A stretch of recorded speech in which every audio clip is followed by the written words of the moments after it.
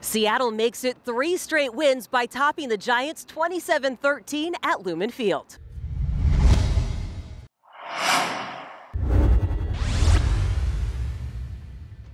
Well, that was a really satisfying win, and this is one of those games when you get so much respect for the other team and what they've been playing like and accomplishing the players and the way that Brian has done such a great job with these guys and going that we held this matchup in high regard, and to play that well across the board, all 3 phases were on it. Our effort was terrific. Our hitting was great. The team had 2 penalties. And then I had 1. On paper, it looked like a game that would come down to rushing yards, but that's not exactly how it played out. It was weird because it wasn't exactly what I expected it. Like it wasn't. I was expecting them to run the ball more, I would say, but it was a lot of RPOs that put the ball in Daniel Jones's hands, and we just had to make plays. After a scoreless first quarter, the Seahawks opened the second with a drive that included 2 fourth-down conversions. I love it. I love it, man. I love the confidence Pete's showing in all of us. I love the confidence Shane has in us. And then we know our defense, if it doesn't go the way we want, our defense is going to go out there and get the ball back. So I think that's just us playing team ball and everybody believing and playing together. I was Shane. I can't even take credit for that. It was a cool play design. Gina did a good job executing. That's just kind of the type of games that we were expecting. It's going to be a slugfest, and things are going to be slow to start, and then it's going to pick up in the second half, and we just got to do right. They added to their lead following a big special teams turnover created by Will Dissly. Dissly was forced into a larger special teams role because Nick Ballore was sidelined with a concussion. Yeah, man, I got a shout out to our cap.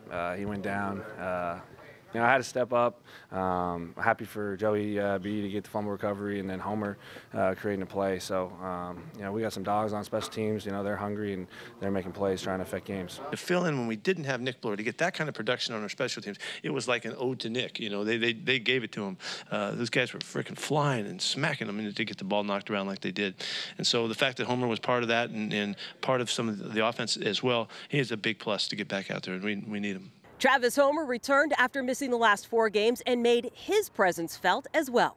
If you guys remember, T. Homer, he was looking great all the way through the preseason. He looked like he was shot out of a cannon carrying the football, and he's always just a magnificent factor in special teams. And so we really missed him when he wasn't there for these 4 weeks. To get him back on the field, look how obvious it was. Look how good he is, how much of a factor he is. I think we just schemed this team up really well. We knew what they were going to bring when we came to the game, and Izzo, he really just put us in the best positions, and we just executed. Give the defense credit for bottling up an explosive rushing attack that was averaging around 174 yards a game. Today, the Giants rushed for just 78. And we knew if we stopped Saquon, we had a very good chance of being successful. We knew that was their best player, and they wanted to feed him the ball. So we knew if we took him out of the game, it was going to give us a great shot. I mean, it always starts up front, and our big guys attacking and doing their thing, and we just JB, Cody, Ryan, myself, we just cleaning it up and fitting what we needed. And when those guys are making an impact like that, it's huge. Because Saquon's he's arguably the best running back in the league, and he's been doing great things all year. So that's huge. With the Giants defense containing Kenneth Walker and the run game, Geno Smith accounted for 212 yards through the air, completing 23 of 34 passes. Just trying to get the ball out as fast as I could, really relying on my line and just going, one hitch, getting the ball out, not holding the ball. They're playing man coverage, so you pretty much know, where your answers are, where your matchups are, and then just getting the ball out on time, in rhythm. They got a few times where they got me there. Obviously don't want to have that happen, but, still got to move on and continue to play.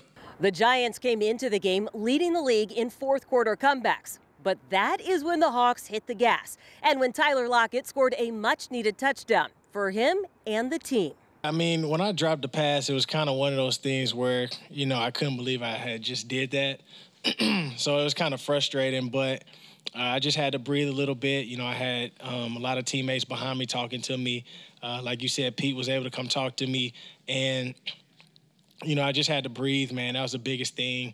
And luckily, I had an opportunity just to be able to go out there and to be able to overcome it just with another play. sometimes that might not even happen, and you got to be able to carry that to the next week and try to overcome it. But, just thank God I got the opportunity to overcome it with the next play. Geno threw a great pass, and I was able to catch it and secure it and score. Next up, a divisional matchup against the Cardinals, a team Seattle saw just a couple weeks ago. Yeah, I mean, it's 1 week at a time. We're happy to get a win in front of our home fans. They showed up big for us tonight, and we'll go on the road next week, get a job done against a division team, and see where this thing takes us. The Seahawks win a physical battle against the Giants. 27-13 is the final.